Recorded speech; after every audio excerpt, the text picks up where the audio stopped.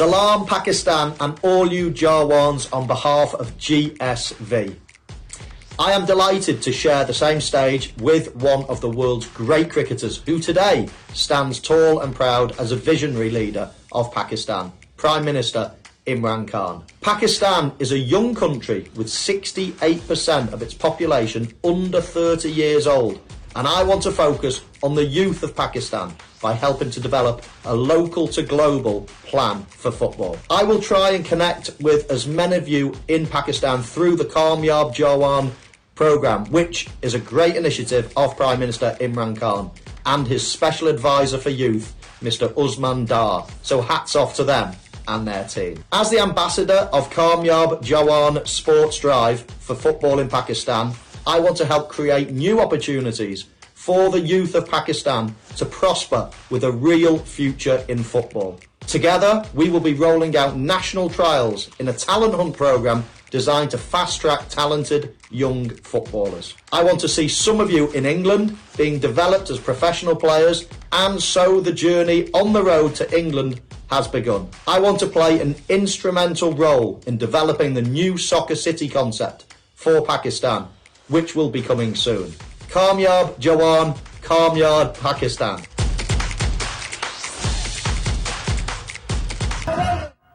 Assalamu alaikum, you're watching Views and News and I'm Faisal Rehman live from our Islamabad studios. As you heard, Kamyab Jawan program. Now, what exactly is this program about? As we heard that 60% or rather 68%, according to a few figures, it is more than that, but let's keep it 68% of the total population of Pakistan is well under the age of 30. That means that we have a very young population full of youth, full of energy. So that is a make it or break it kind of a situation. If you channelize their energy, if you channelize their focus, definitely they'll become an asset. That is what we call the demographic dividend. But on the other hand, if you don't, it's the other way around, and then we call it a demographic disaster. But I guess the PTI government, in fact, ever since they came into power, or even prior to that, they focused on the youth of Pakistan. They targeted them, they became their supporters, eventually their voters, and Imran Khan eventually ended up becoming the Prime Minister of Pakistan. I think the credit goes to youth also. But obviously, there are a lot of issues where they have some very genuine concerns. I'm talking about the youth of Pakistan, whether it is regarding education or employment or perhaps sports. I think that is one of the major and the most neglected part as far as Pakistan is concerned. Hockey, it doesn't exist anymore. Cricket has become the national game in one way or the other. Perhaps we recently won the World Cup in snooker. A 16-year-old young kid from Pakistan ended up winning that title. So and so, there's a long list. You talk about squash. There was a time when Jahangir Khan and Jansher Khan never let anybody else win the game. Jahangir Khan ended up winning straight 555 games, just imagine. And now we don't even have anybody in the top 25. And I'm talking about Pakistan. So we were neglected. When I say we means the youth. But now things are a little different. Even the previous government initiated a few projects. God knows what exactly has happened to them. But talking about the PTI, Kamyab Jawan program, the Green Youth Movement, the Billion Tree Tsunami projects, I mean, these are very important because, yes, employment is important, economy is important, GDP growth is important, controlling inflation is important, looking after the other, I would say, indicators, the economic indicators are really important. But when it comes to youth, as I say, it is a make it or break it kind of a situation. So what so far has been done during the last 3.5 years, what sort of programs do they still have in their mind, what sort of a focus they have, what exactly they want to do. We will be talking about that, and I have two guests in my studio on my right, which are both linked to this particular program, and we'll get to, in fact, talk to them, and we'll get to know what exactly are they up to. So we have with us Mome Saleem. She's the head of Kamyab Jawan Green Youth Movement. Thank you very much, ma'am, for taking out your time and being a part of a show. And we also have with us Aneela Khwaja Saiba. She's the head of Kamyab Jawan Sports. Thank you very much for your time as well.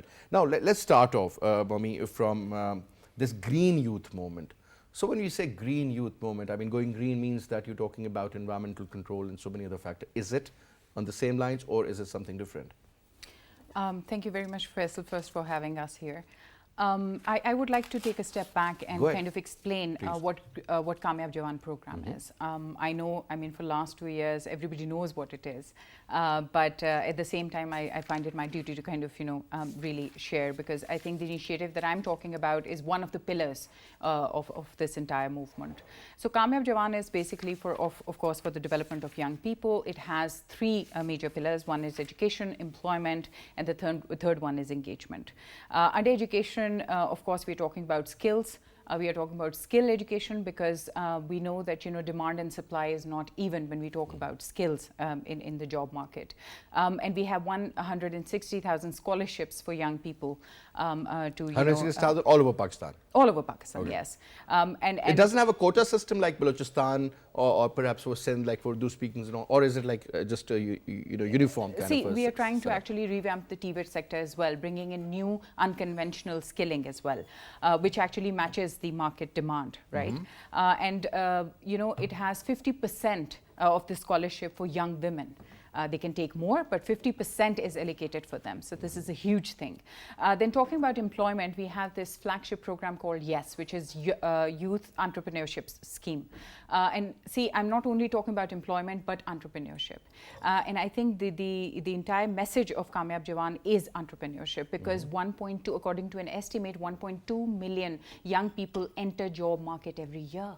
Even if we grow at whatever speed, we are not able to create jobs for them. So it's very important to get them engaged in business. And here we are actually, we have allocated 4.1 billion, loan amount, out of which you'll be surprised to know that already 50,000 jobs have been created, because those, entrepreneurships,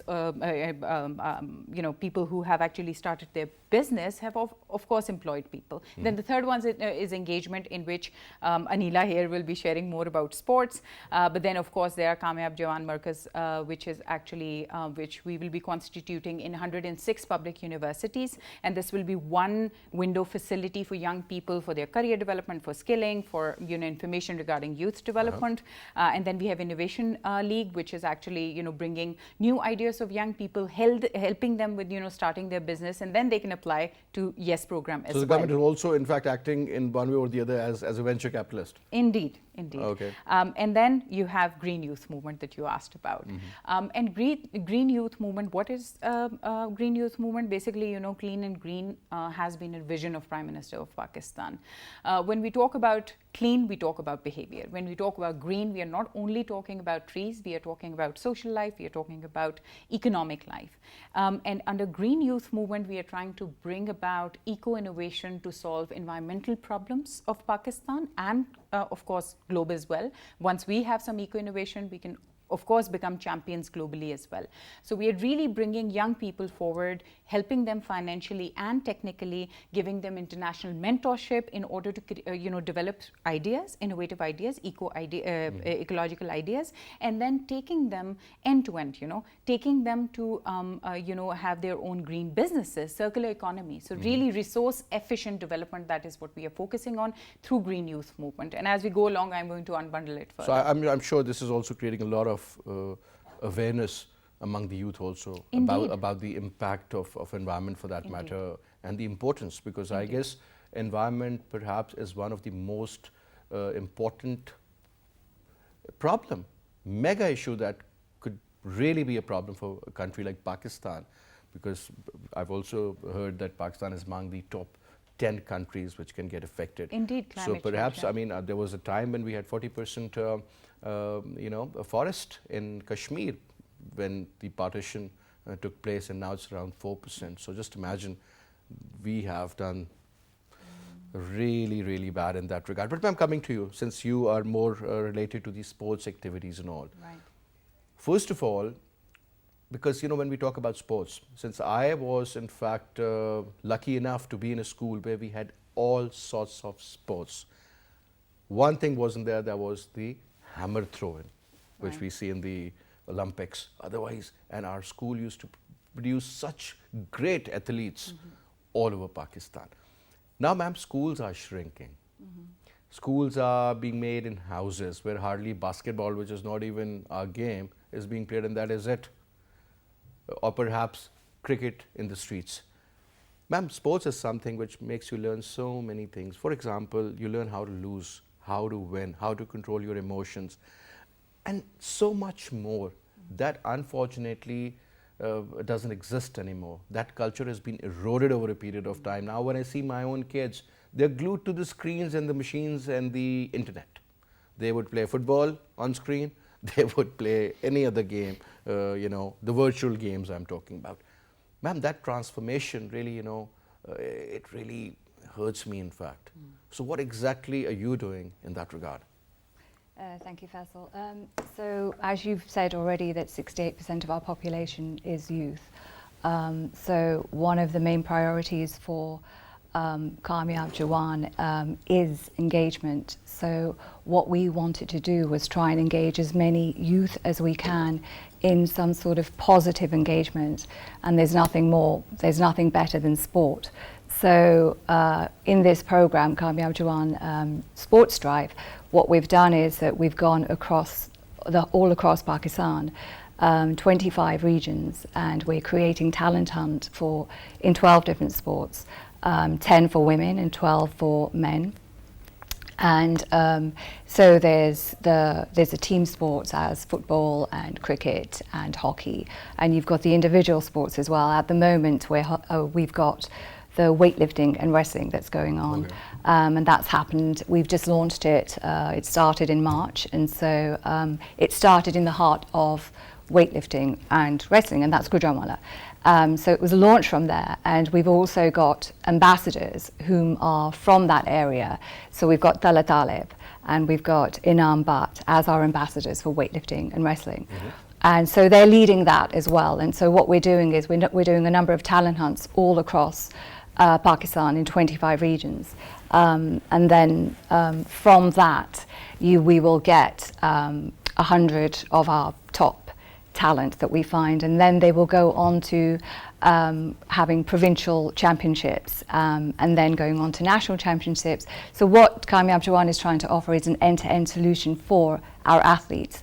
Basically, the athletes have been neglected, and I think it's been about 3 decades that we've neglected sport here in Pakistan, and it's time that we kind of think about the athlete itself.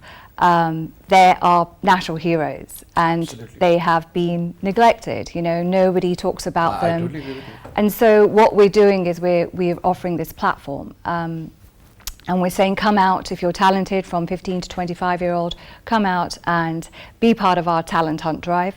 You never know, you might be chosen as one of the 100s who then can become our Kamyab Jawan heroes.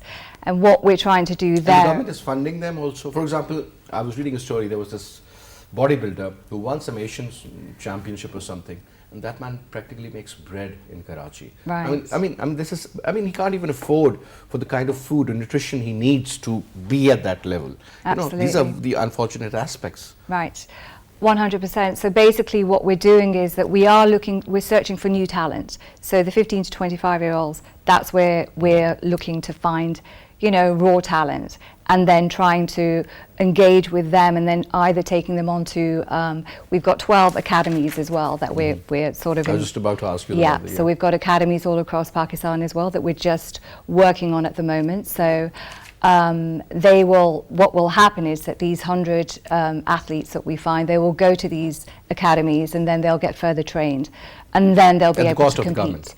Absolutely, yeah, at the cost of Kamyab. And then after that, they'll be able to compete internationally and take part. I mean, basically, we need to hold their hands all the way to the end, basically. And so we need to take them across where they can then compete at a international level. Because what happens is that in Pakistan, we just seem to be competing with each other, and there is another level that we need to get to. And either what we've done with GSV is that the Global Soccer Ventures, as you saw, they joined hands with us on this football talent hunt.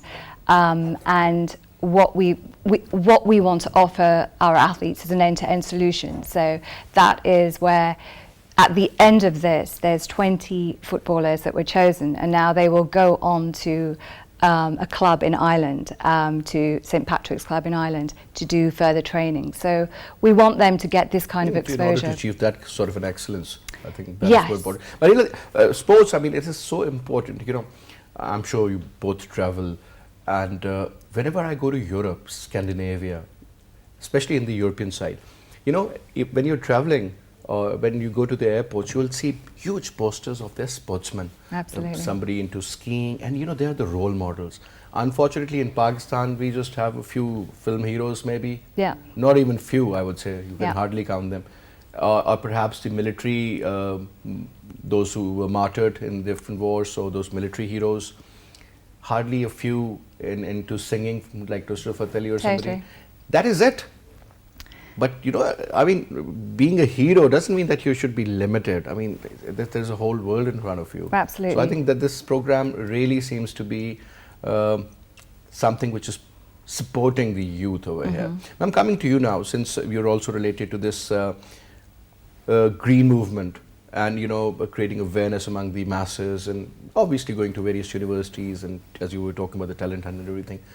There must be a lot of hindrances, a lot of challenges also for you, especially when you talk about women, because you mentioned that 50% is for the women, though they are like 2 games less as compared Wrestling to and guys. weightlifting. But yeah. Yeah. But even they can be brilliant. I've seen some of our female boxers; they were so brilliant. We are actually doing the second phase. We're going to bring look at that yeah, that's right. young lad from Punjab who was number 2 in javelin. Right. Remember? Absolutely. So you know, yeah. you can pick up the raw talent and then train them. Yeah. Now, ma'am, so let's talk about the challenges. I mean, especially women, and especially in the far-flung areas. Let's suppose about KP or Balochistan, or slightly people with slightly you know, a rural background instead of those living in the city. So obviously, there's a different upbringing, different culture in the families also. Let's talk about that. I think affirmative action is what this government is taking when we talk about all programs. When we have already, you know, allocated 50% for them, for example, in the loan scheme, or for that matter, even talking about skills for all scholarships, we have also allocated a certain quota for them.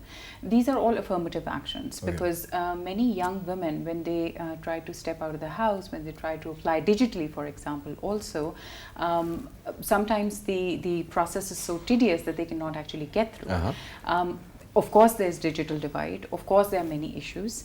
But what I think within these programs, the affirmative action that the government is trying to take to give them opportunity to step forward. I'll relate example of Green Youth Movement Clubs, for example. We have actually bound universities, because this will be the delivery, you know, model, or where it will be delivered is through universities. So we have 137 gym clubs. And we have made sure that you know, the councils that we are making through green elections in these universities should you know, they should have 50% of women represented there. So the university cannot shy away even if women. So it's more like encouraging and giving that kind of, you know, encouragement. And I always believe that you just have to start, and then it's a ripple effect. So you know, unfortunately in Pakistan we have to keep quotas. We have to kind of, this is just to encourage women. But you know, barring them or structural, you know, when we talk about structural discrimination, that is what we have to actually, that is what we can remove. And that is exactly what we have removed through this program as well. Right. So I think that is how we encourage women to kind of come and step forward. But yes, talking about Green Youth Movement Clubs, I think this is a great opportunity for young people, especially young women, because when we talk about climate change, women are at the forefront. Women are at the forefront. They're more vulnerable. They're vulnerable of the vulnerable, and also they have local wisdom that they can bring forward. And I think through these Green Youth Movement Clubs, we are going to harness that. And of course, women are asset. Ma'am, one thing which I've noticed, I mean, because that is a very important question, and I hope you won't mind that. You know, ever since, I mean, for example, there's a boy who's born in a family. I mean, he's taught as a boy. When we were growing up, talking about 80s, I mean, girls were not supposed to play those games that boys used to. You know, they would be maximum engaged till they dodge the ball or something of that sort, or indoor sports. You know, you play Scrabble with them or something. Boys could do anything. They would climb a tree. But now, ma'am, I see, because I used to ride, and I have seen some brilliant girls. They started from scratch and ended up becoming brilliant riders. horse jumpers also. What I'm saying is that, I mean, if you give them a chance, they can prove their worth. Yeah, Interestingly. absolutely. Yeah. But ma'am, you know, when it comes to the physical domain, I am sorry to say, because, you know, maybe it's a male chauvinistic society or something, and which it is. But girls have done wonders. I mean, they have been flying jets. They have been in any field they wanted to. I mean, you know, nobody ever thought a girl would be sitting in a jet and talking about a combat mission. But this is what is happening. So hats off to those parents who raised them. But at the same time, I think the society needs to support them as well, ma'am. So Indeed. Absolutely. Yeah. let's talk about that. I 100% agree with that. The thing is that we are trying to give them the same opportunity as, you know, the male gender, because we want, I mean, number one, as you can see, there's 2 females here. So where we're at our workplace, Usman Darasay PM, he believes in women empowerment. And so you will find there's more women in our team, Kamyab Jawan team, than there are men. We then want to do the same with the programs that we're sort of heading. So you will see that in every program we have got, there's a quota for women as well. And yes, you did mention weightlifting and wrestling for women, but we've decided to do that in phase 2 as well, because we have got a dashboard where we get our athletes to register, so whoever wants to compete. And we've seen there's been huge And numbers. are you getting a good response? We're getting a very good response, and we're getting a very good response of women. So that's why we thought, okay, then there is, you know, there is a voice out there that women do want to compete in this as well. So yeah, it's great to see, and you can see that what's been happening in Gilgit-Baltistan. You've seen the women footballers coming out. It's been fantastic. Girls and that's skiing been, out there in yes, Malum skiing. Chabra. I mean, that was amazing to see. Yeah, so there's a lot of this going on, and we just want to be able to, what we want to do in Kamyab Jawan is just to provide that platform, and for them to say that come and to show us what you can do, and if you have talent, then obviously you will go further, and we will support you. So it's both for boys and girls. So there's no sort of you know, discrimination there with us. Ma'am, sports again is something which is close to my heart also, and I really believe, because, you know, sports teaches you so much, but at the same time it is equally important to, you know, have some sort of a financial benefit from that as well, because a professional footballer, I mean, you know, you've lived abroad, you were raised there, and you know how much money they make. Absolutely. It's unbelievable. My little kid was telling me the 3 of the top 3 footballers, they have more money than the total GDP of Luxembourg. I mean, so Right. imagine 3 individuals. What I'm saying is, ma'am, as far as the financial support is concerned, obviously government can't look after each and every affair. There has to be some sort of a collaboration from the private sector. When Right. we were growing up, I remember so many banks used to sponsor cricket teams. Even Imran Right. Khan Saab used to be with, I think he was with PIA, Javed Miandad was with another bank. It was Habib Bank. I'm not exactly sure, but banks, they used, Wabda had its own team and so forth. Yeah. But now, ma'am, that structure doesn't exist anymore. So what sort of a support are you getting from the private sector? I mean, those who are really concerned about the future, and maybe their target market is the youth of today, and maybe the middle-aged people of the future. Right. So we've got this other side where we've got Friends of Kamyab Jawan. So Friends of Kamyab Jawan are those that want to partner with us, and they're the private. It's the private organisations that want to join hands with us, and we've got a lot of that happening. So all of our programs are actually designed as such so that there is opportunities for the private partnership to happen. And so we, as you've seen some of the clips, Lahore Qalandars, we did a program with Lahore Qalandars as well for Talent Hunt, and I mean, they're brilliant themselves. And they ended up winning the PSL. Absolutely, right. So the thing is that we have got people coming to us and wanting to sort of work with us when they see that there is a good, transparent thing that's happening out there. Then people are quite happy to join hands with you. And so because everything is above board, and we have this incredible dashboard, which, you know, I think everyone should go and have a look at. It's on the Kamyab Jawan website. Do have a look at it, and basically, so every program you can go and have a look at loan scheme, you can have a look at all the people that have applied for loans in different provinces, gender-wise, everything. It will show you everything. The same with the Skills for All program, and now we're doing the same for the sports as well, where you'll be able to see the journey of the athlete. So all the people that are coming and joining our talent hunt, basically we have all their data, and then if they do become wherever they go, I mean, you can follow that journey of that athlete from the beginning to, you know, to wherever he ends up. So so because of that, we've got a lot of private organisations that want to come on board, and there are a lot of that. We've got the banks as well. We've got big various organisations that are happy to sort of join hands with us. So yeah, we're kind of getting support now, but it's very much needed. It can't go forward without that, for sure. I'm sure. Yeah. I'm talking about employment generation, perhaps. I mean, that is the major concern for any government and for any society, because whenever you look at the index or the economic indicators, I mean, employment went up, employment went down, growth rate went up, growth rate went down, inflation and so on. So I mean, there's a long list. But what I'm saying is that entrepreneurship is something which is very important. Learn how to have your own business, how to run it, how to create employment. You know, I mean, look at Japan, look at even Holland. Small and medium enterprises, I think that is the key. I mean, you talk about Sialkot, Gujranwala, you talk about, and Sardar is also from Sialkot. Yeah. So you talk about Faisalabad. Ma'am, that area seems to be pretty neglected. Don't you think, I mean, this is where we can, you know, for example, football making with your hand, that's a skill.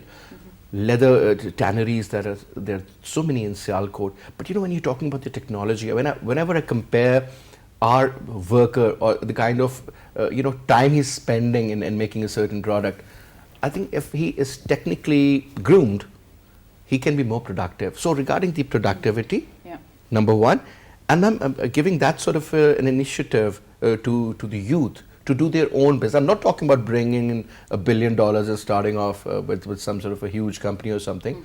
For example, IT, all you need is a laptop, that's it. And just look at India, where they are going. I mean, as far as the IT export is concerned, every third movie which is filmed in Hollywood is being edited in Chennai or in Bangalore. Indeed. So, and Prime Minister, in fact, talked about it also. I remember he really wanted to emphasize on that fact. Look at the global market, and we hardly have any share in that, ma'am. Though the population and the youth, highest in the world.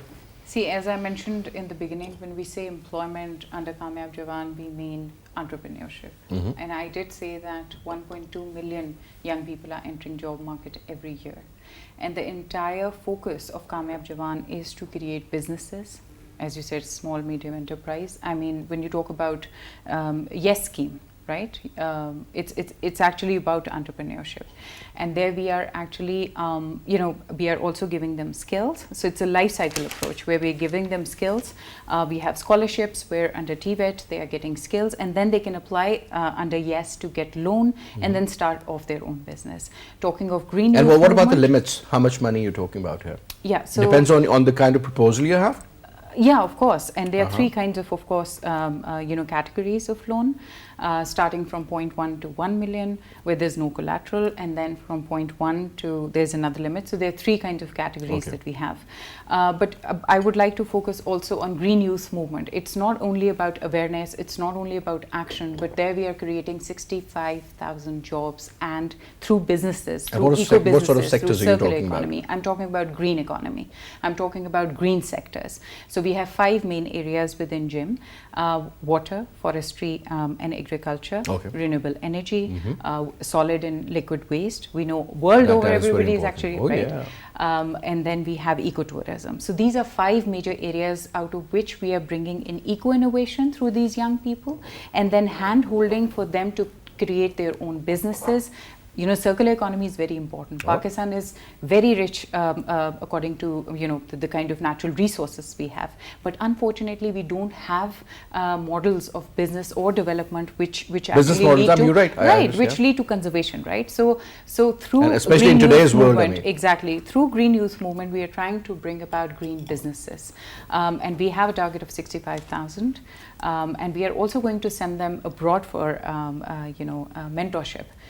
You just just said that, skilling. So it's not only about the TVET sector, but we are also, if somebody has a great idea, that's brilliant. the winning ideas will be sent abroad. We already have British Council collaborating with us on that, asking for private, as you were talking about private sector, there's also development sector which is coming forward because they know something good is happening. So they want to join hands. So we have a lot of opportunities for young people coming here, also internationally, giving them international exposure so that they Do you can have some go sort of there, an exchange program also, ma'am? Yes, exactly. So within we will Pakistan, as far as different provinces are concerned, and also abroad. Indeed. See, gym has just been launched. Okay. So we have developed 137 gym clubs. But of course, as we are going to unroll this program in future, we have this in planning, it's in pipeline. And through different, of course, MOUs and different partners, we are going to, and of course, we have allocated some funds also for young people to be sent abroad in order for them to get mentored. Because we will be announcing competitions twice a year on these 5 thematic areas. And then we will have some ideas.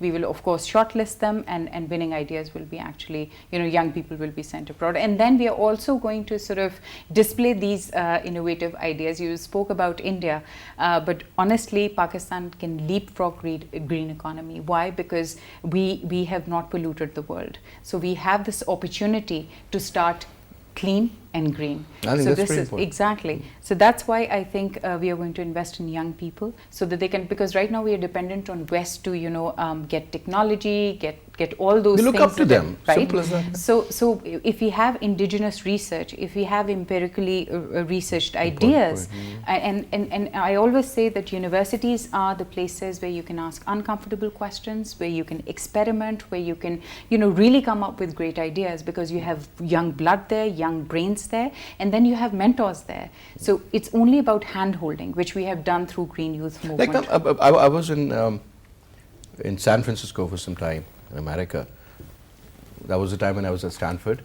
So I was surprised. Every day I used to get shocked because the kind of engagement as far as the students were concerned with the venture capitalists out there, whether you're talking about Mr. Vinod Khosla, you're talking about Mr. Elon Musk or somebody. We visited Tesla. We never thought, this is going to be a company like that. I'm talking about 2008. And now look at where it is. That was a time people used to talk about Bitcoins, for that matter. What I'm saying is things are changing. Now you're talking about technology. You're talking about AI, artificial intelligence. Jobs will be eliminated. Indeed. How geared up are we as far as the future is concerned? Because the competition is going to get really tight. And you're talking about, a very, very fraction of a difference, which can make somebody being at the top or lose perhaps. So let's talk about the future preparation, ma'am, because things are so different.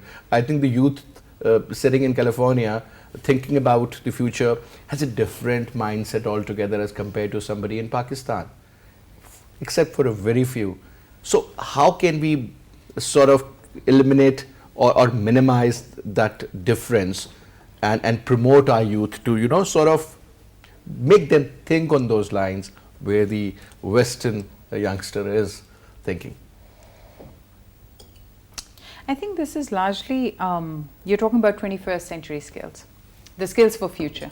And that is exactly what Kamyab Jawan is focusing on. When I'm talking about green economy, this is not something, a thing of the past. We know how West developed. We know how developed countries have polluted the world. So we are actually thinking about those 21st century skills, the green skills, so that we can actually mentor these young people. Because see, the government, because of climate change, we know we will have carbon taxes. So it's now the time that we have economic models in place which can help us, develop. Because if you're going to get trapped into the same thing that, now we have to pay carbon taxes. Why? Because we are developing. So let us develop, let us pollute. No, that's not what Pakistan would have. There would be sanctions imposed. Yeah, but we won't have that Production mantra. cost is going to go up. We are changing that mantra because that has been there in COPs, right? So we are changing that mantra now. Why we are changing and how we are changing? By really bringing young people on forefront, because as you said, 68%, we do have that force, right? So we have an asset, and this is the time to invest in them because we have a very small window of opportunity. So that we are very much mindful of the fact, and in this program, and especially I would actually give credit to, of course, the Usman Dar Saab, who is the Special Assistant to Prime Minister on Youth Affairs. He has been behind this, and he himself is, of course, a business person, so he knows what are the demands. So he's trying to kind of inculcate that in all these initiatives that he's taking. It's not that we are training people to become carpenters, we are training people to become, those traditional things. But those are equally important. Indeed they are. But then how to scale them up as well? If it is the same, right? So connecting them digitally, giving them that kind of empowerment. There are apps now out there where you can get, masons, you can get carpenters, and they charge much more, right? I think this particular pandemic, Corona or COVID-19 as they call it, it has taught us a lot. Online businesses, they have flourished.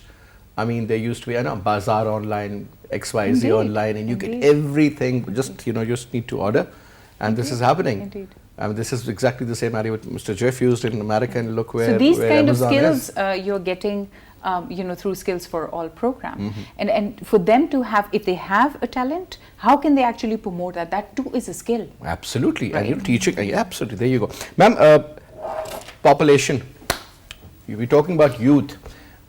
After the Second World War, Ma'am Aneela, there was this concept of baby boomers. People had no children for a certain time because of the war, and certainly instead of having 2, they had 4. And then the baby boomer wave started. Ma'am, over here, we are talking about 68% youth. They'll multiply. So, when I hear that our population growth is as a 1.9% or 2%, no, it is not. We do not even know. And the kind of quality product, if it is the appropriate word for that matter, I mean, people would have 8 kids in the village, 3 would die, 5 would be undernourished, and they would move. So they can't be productive. They can't generate that kind of an intellect, which is required. So what sort of ideas do you have in your mind? I mean, you've lived in UK, and obviously you have been to schools there, and you've seen how girls compete with boys, how boys compete with girls, whether it's swimming or athletics or whatever. Over here, yes, there is a cultural difference, but at the same time, and when we talk about this wave that I can see, it's going to be an actual tsunami, by the way, billion people tsunami. So what sort of ideas do you have in order to educate the youth? Do you think, like in Finland for that matter, I mean, they just teach the kids for about 4 days. Normally they take them out and they show them the nature, and that's how they learn. Your take? Well, it's quite scary when you think about it, but again, it's all about engaging them in the right way. It's all about positive engagement. We've got a long way to go with our education system at the moment. There's, when you think about academics, there's only a certain percentage that are, going to school, the children in school. So you need to think about the bigger percentage, the larger percentage whom you need to engage. So again, I'm going back to sports, and I'm just going to say that, it's just another way of engaging the youth into positive activities. We've got so much talent out there. We actually have got incredible talent out there, but they're just not given opportunities. So I think our government has been the first government where you are giving these young youth at the moment opportunities, like, for example, starting their own business. Youth ministry used to be something which would be a compensation for any XYZ individual who would become an MNA. Yeah. I mean, I don't want to take names, but I know, and they had no clue. Like, for example, Mulana Fazl Rahman's brother, Dr. No, he wasn't Dr. Taur Rahman, it's different. His name is Taur Rahman as well, and he was made the Minister for Tourism. And can you imagine, I mean, he had no, you know what I'm talking about. Let's not get there, but please, yes. Well, Usman Dar Saab, he's a businessman. At least we know there's somebody. So there's somebody who knows about, he's been there, done that. So now what he's trying to do is trying to empower the youth, to give them these, you've got the youth entrepreneur scheme, you've got these loan schemes where you want to sort of say that, when you talk about, 100% transparency and no favoritism. Absolutely, 100% that. And, everybody who's applied for loans, it's not something that we look at, it's the banks that look at this. They look at the individuals that have applied, and then according to their finances or whatever the situation, they'll get the loan on merit basis. So I think we're giving them opportunities now that they've never had before. As Mome was also saying, that it's whether it's through skills or whether it's through these, creating new businesses, or whether it's engaging them into healthy kind of, a healthy mind is what they need as well.